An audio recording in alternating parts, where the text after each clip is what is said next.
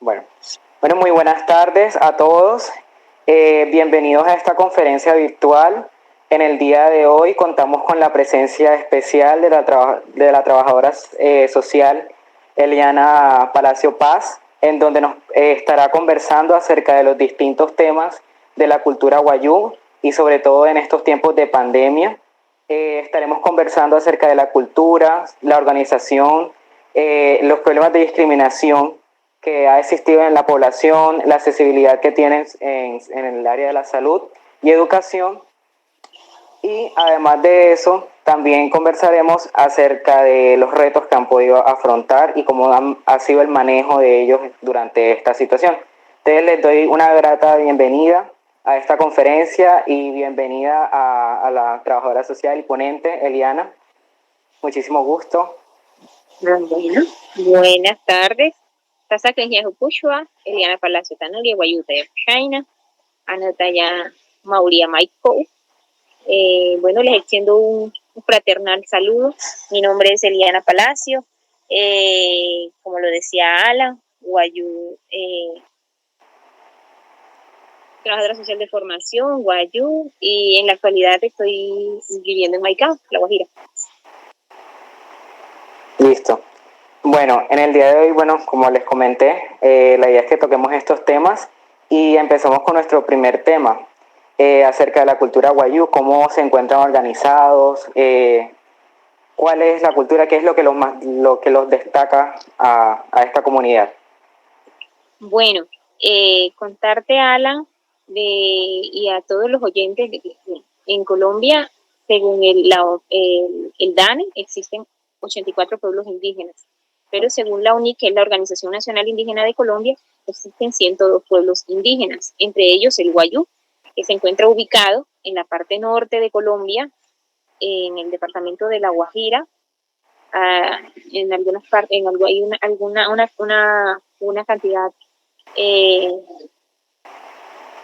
considerable en el departamento de Cesar y Magdalena, pero básicamente su lugar de vivienda o de residencia, perdón, es en el departamento de La Guajira. Los wayuu somos un pueblo indígena de una cultura matrilineal que muchas veces confunde a el arijuna o al otro, al que no es wayuu, porque consideran que cuando hablamos de matrilinealidad, suponen que es la mujer la dominante, y no es así. Nuestros hombres son los dominantes, pero el legado o el plan nuestro lo transmitimos las mujeres, no los hombres, como el patriarcado. O sea, son los hombres los que le dan el apellido a sus hijos. Acá no, acá somos las mujeres las que les legamos nuestro clan, o pudiera decirse que es como el apellido a nuestros hijos. Somos una cultura que tiene unos usos propios vigentes, como es la lengua, que es el wayuunaki, como lo saludaba al inicio, nuestra lengua nativa, el wayuunaki. Tenemos unas creencias propias. El wayuu es un ser que cree mucho en sus mitos, tiene una gran variedad de mitos. Cree en los aseyu, que son espíritus de nuestros ancestros que nos protegen, que tienen mucho respeto. Le tenemos mucho respeto al espíritu de la lluvia, a la tierra, la madre tierra, que nos provee de todo lo que necesitamos para vivir. El viento también son espíritus de la naturaleza que son muy respetados por los wayuu. La medicina tradicional con la que contamos está a cargo de la UUTS, que es la médico tradicional. Normalmente se le delega a mujeres, pero también encontramos UUTS hombres que desde tiempos ancestrales nos han beneficiado y han permitido que los wayuu sean una cultura fuerte, que difícilmente pues seamos afectados por enfermedades que de pronto pueden ser negativas para nuestra vida. Contamos con un sistema normativo. Muchos habrán escuchado que la persona que se encarga de ser como la parte visible de este sistema normativo son nuestros puchipu, que normalmente son hombres, aunque nos encontramos también con la realización de esta tarea de mujeres, que ha servido, nuestro sistema normativo ha servido para mantener como un equilibrio en nuestra cultura y en nuestra vida. Está el sistema de reparación y compensación, que le permite a uno, o le ha permitido al guayú mantener armonía y vivir en paz tanto entre guayús como con las demás personas, con los guarijunes. Nuestro modelo educativo, no sé si te estoy charlando muy rápido, me pueden ir preguntando lo que... Sí, dale. Sí, dale. No te hago esa generalidad y luego me profundizamos en lo que parezca, en lo que se necesite o se requiera. Bueno, nuestro modelo educativo no es como el sistema educativo de la cultura mayoritaria. Nuestro sistema educativo está basado en la sabiduría que transmiten nuestras tías, abuelas, tíos y abuelos. La mujer siempre es orientada por las abuelas, por las tías, y los chicos, los niños, son orientados por los mayores en las diferentes tareas, ya sea en el pastoreo, ya sea en el tema del palabrero, puchipú. Las mujeres, las artesanas, son orientadas por artesanas. En el caso del médico tradicional, también el matrimonio guayú, que ha sido muy cuestionado, también tiene unas particularidades y es para nosotros de mucho respeto y muy valioso. De pronto es a veces difícil de entender, pero de pronto también dependiendo de la óptica donde lo mires, y cuando no tenemos un conocimiento acertado de una cultura diferente, nos puede parecer como no apropiado. Claro. Básicamente. Bueno. Bueno. Me llamó mucho la atención la parte, sobre todo de educación, porque va como acompañado, es como de maestro discípulo, ya, como de eso, y me parece full interesante eso, porque es diferente a la educación, en este caso de los arijunas, o la educación que reciben las personas del común, ya, y eso es algo que los resalta mucho. Una pregunta acerca como de los clanes, que nos comentabas acerca de los distintos clanes, ¿cuántos clanes o cómo están conformados estos clanes? ¿Ya? ¿Cuántos hay? Bueno, se hablan de 22 clanes, aunque han aparecido unos clanes que son relativamente nuevos, pero se hablan de 22 clanes que están distribuidos a todo lo largo y ancho de nuestro departamento, y los clanes están conformados por grupos familiares. No es como la organización de la Arijuna, que es el hogar, papá, mamá, hijos, no. Acá incluye la importancia del tío dentro del núcleo familiar, es fundamental, ya que ellos son los aragra, o esa palabra aragra representa la figura de autoridad. En el caso de que haya un conflicto o de que haya un matrimonio, esa es la persona que va a representar determinado clan. Por mencionarte algunos de los clanes, el clan Epieyú tiene los tíos representativos de ese clan, el clan Uriana, el clan Pushaina, el clan Akshana. Todos estos clanes tienen esa figura representativa del tío mayor y esa persona representativa siempre es escogida por como las particularidades que él presente, como el respeto que él represente para su familia, para sus sobrinos, para sus hermanas, para sus primas. Siempre se identifica a la persona desde muy joven como una persona seria, responsable, conciliadora, capaz de resolver situaciones conflictivas. Sí, eso es muy importante y actualmente, por lo menos en el asunto, por ejemplo, yo como estudiante de tercer semestre que estoy dando salud familiar, me da mucho la atención la parte de organización de la familia, porque hay distintos modelos y de hecho el modelo tradicional o como se le llama monoparental, si no estoy mal, es ese, el de padre, madre, y a cambio aquí es muy distinto porque el tío cobra una figura muy importante, la cual también lo sigue distinguiendo y además le da un rol diferente y un rol conciliador. Es una persona que se encarga en la familia, tiene esa función de unir a las demás, a sus familiares, lo cual es muy bonito. Ya. Sí.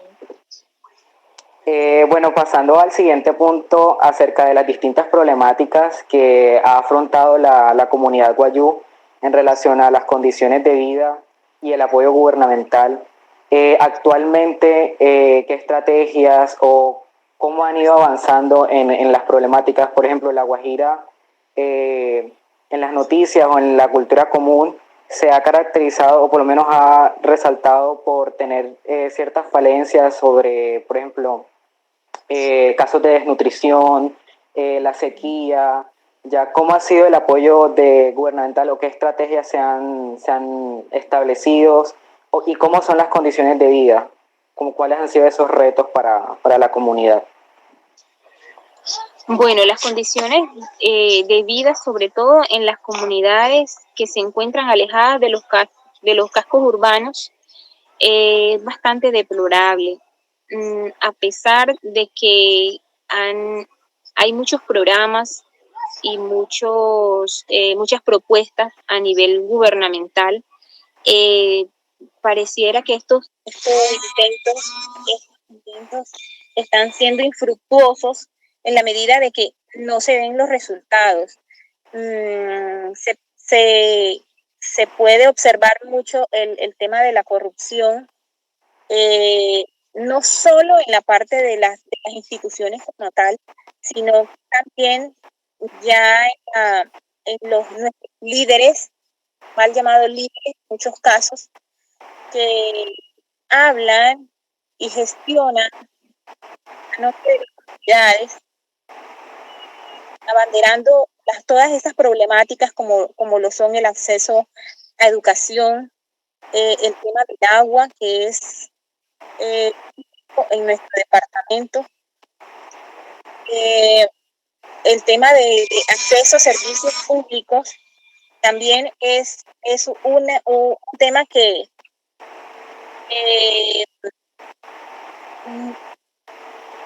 no está siendo atendido de la forma adecuada en nuestras comunidades. Y vuelvo y te repito, no solamente la problemática se da por la corrupción en las instituciones como tal, sino por los líderes que vienen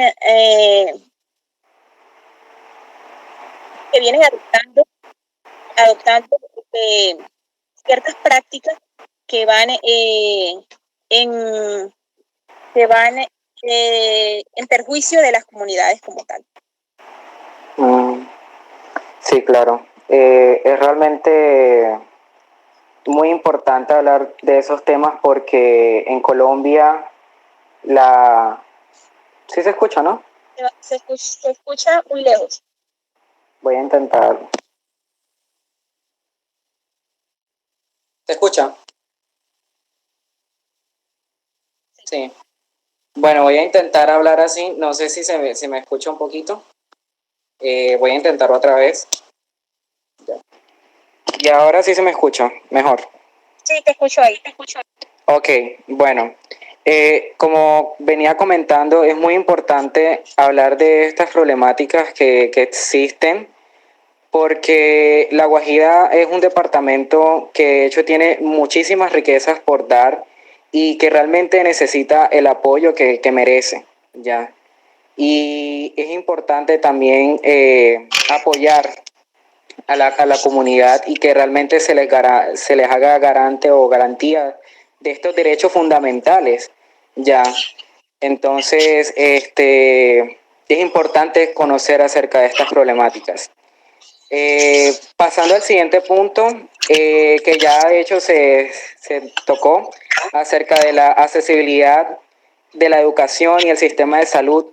¿Cómo es actualmente en relación la comunidad wayú y en este caso a las ciudades, a las comunidades urbanas? ¿Cómo es el acceso a la educación y a la salud? A las IPS, a los hospitales y a las EPS. Bueno, en este momento en La Guajira hay un gran incremento de IPS y EPS que supondría que debería mejorar la calidad de atención en salud a la población. Y de hecho, pues el acceso como tal ha aumentado en los últimos tiempos sin que haya una calidad en esta, porque podemos observar como muchas IPS del municipio de Maicao, del municipio de Uribe, del municipio de Manaure, la atención a las comunidades es bastante deficiente. En muchos casos cuentan con personas hablantes, porque llegan muchos guayú que no hablan el español, no entienden español, y llegan a estas IPS y se encuentran con funcionarios que no son hablantes, y en esa medida es muy difícil poderlos apoyar, o en el caso de algunas otras que sí cuentan con este apoyo, pero no priorizan. Por ejemplo, el caso de gente o personas guayú que vienen de comunidad, salen de las comunidades a la atención y sencillamente les responden con un no hay citas.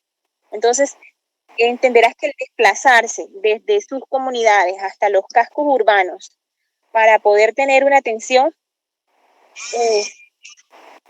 y no recibirla es demasiado frustrante, lo que hace que muchos guayú no salgan de sus comunidades y prefieran enfermarse y solo salir hasta los cascos urbanos cuando ya su situación de salud es irremediable. Entonces, es cuando entonces en los centros médicos dicen, ¿por qué no lo sacaron a tiempo?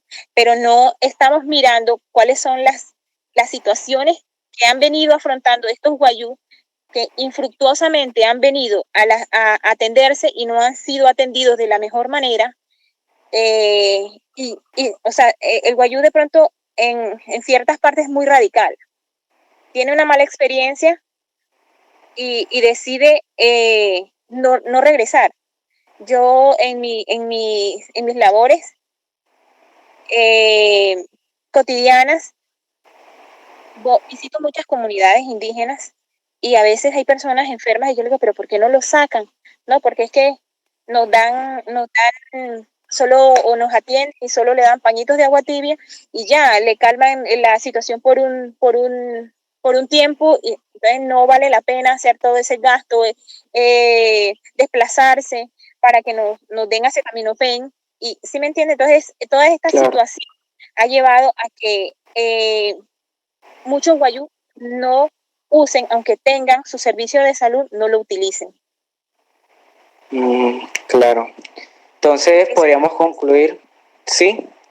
Entonces podríamos concluir algo muy importante, y es que se necesita realmente una atención integral, contar en los centros médicos personas que manejen el idioma, que tengan esa experticia en el idioma guayunaiki, y que además de eso también miremos desde una perspectiva desde la salud más integral, ver cómo nosotros los médicos, y hablo incluso de mí como futuro médico, cómo se están atendiendo a los pacientes, y más si son comunidades indígenas y población vulnerable, el trato, el manejo Y podemos concluir también que es necesario crear estrategias en los centros médicos, en las IPS, para mejorar la atención, porque pues teniendo en cuenta de que el guayú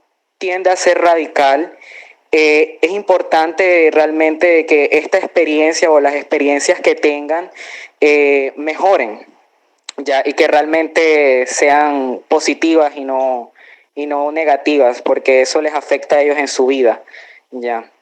Y Claro que sí. bueno, en la parte de educación, tipo el acceso a las escuelas, a colegios, más o menos cómo la comunidad, si ha tenido acceso, si cuenta con ese acceso a la educación, ya porque se supone que en Colombia el derecho a la educación es para todos, ya entonces cómo se le ha impuesto, o cómo es el sector de la educación en la comunidad.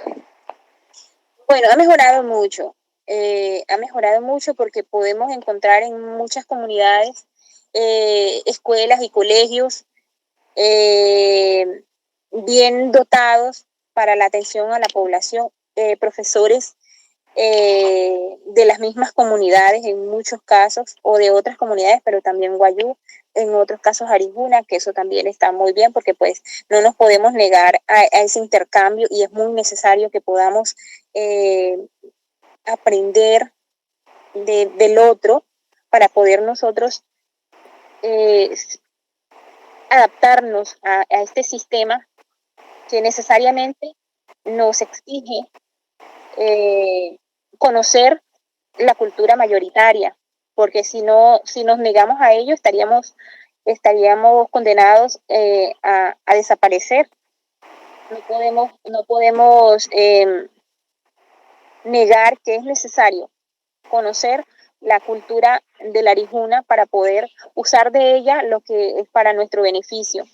Ha mejorado muchísimo, aunque volvemos nuevamente al tema de corrupción. Encontramos en muchas comunidades colegios que sencillamente la infraestructura se hizo porque necesitaban unos votos de esa comunidad y esa comunidad tiene una fuerza de votantes bastante importante, pero realmente el colegio no lo utilizan, está ahí, es como un elefante blanco.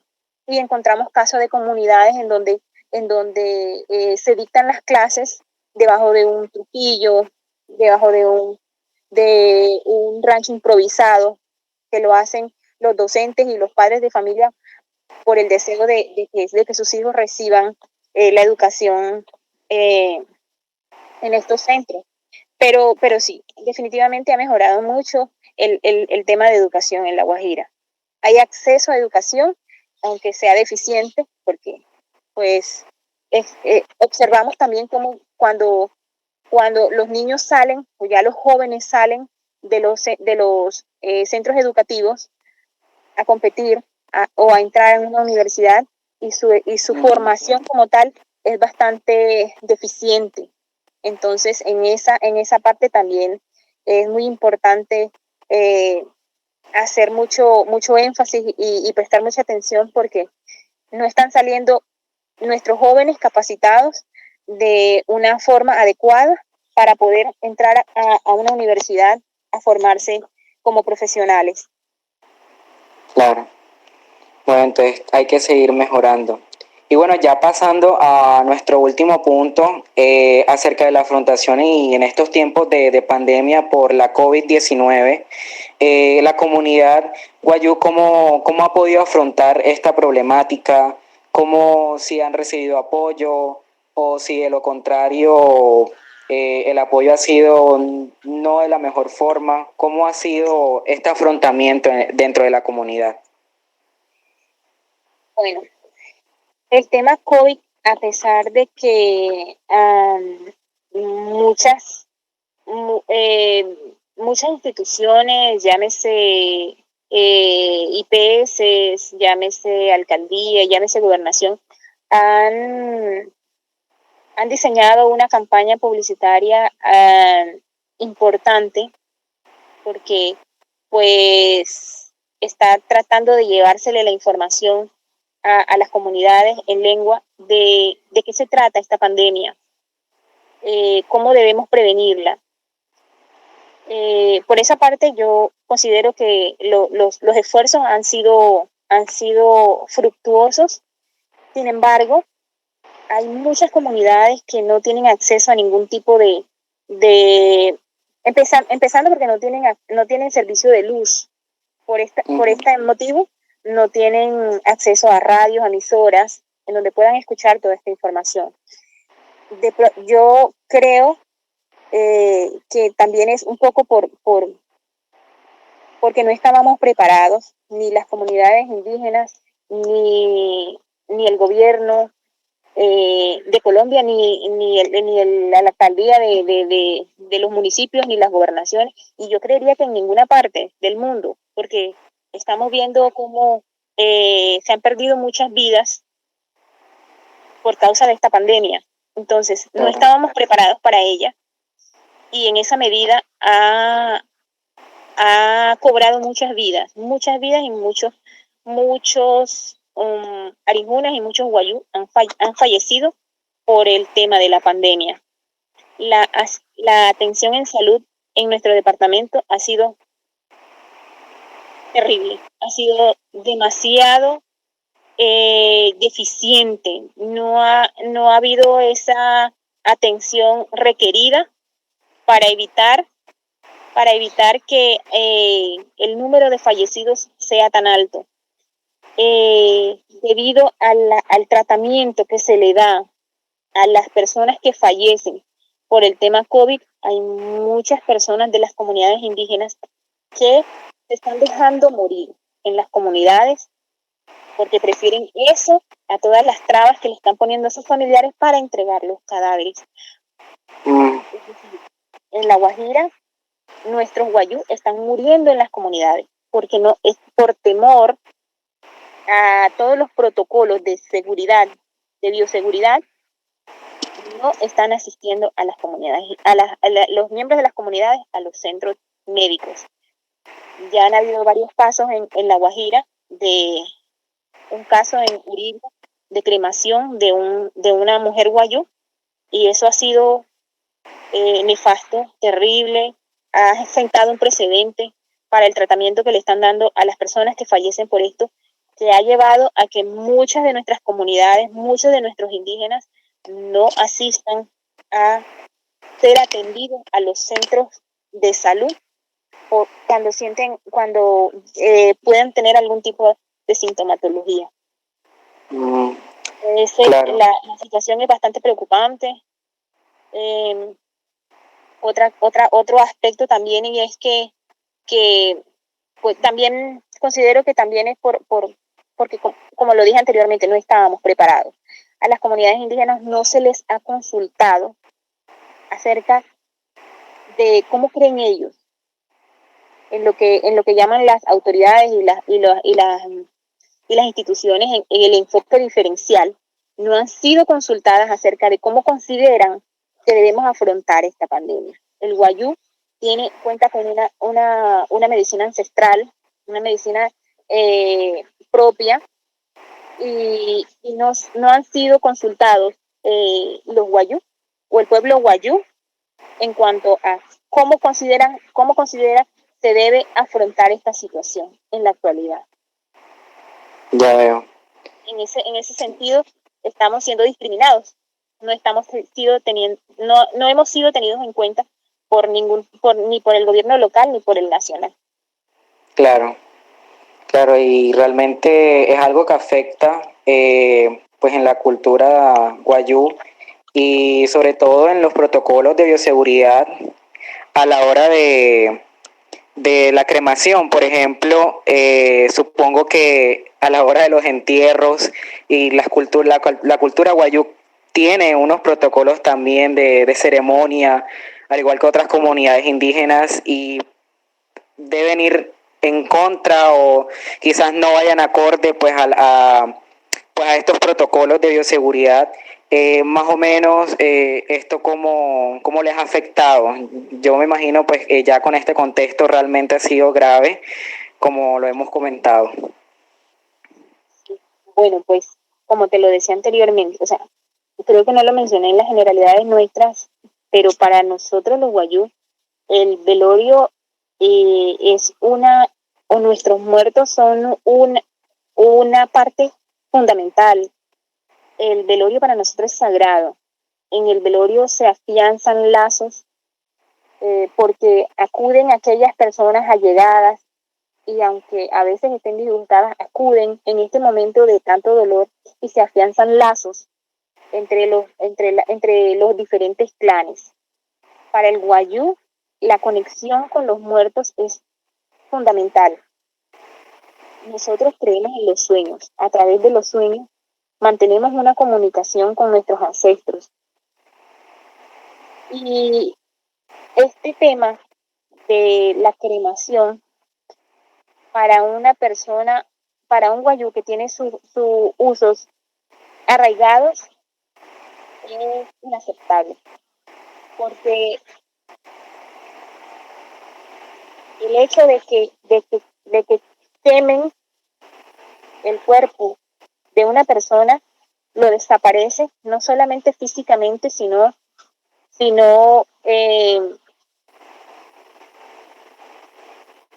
su alma, su espíritu queda anulado. Entonces, para el guayú esto es, y es tan importante y es tan trascendental que, como te digo, nuestros guayú están muriendo en las comunidades porque no asisten a los centros de atención para su atención. Muchos asisten, pero la gran mayoría no asiste. Y ya hemos tenido casos acá en nuestras comunidades vecinas, en nuestras comunidades propias, en las que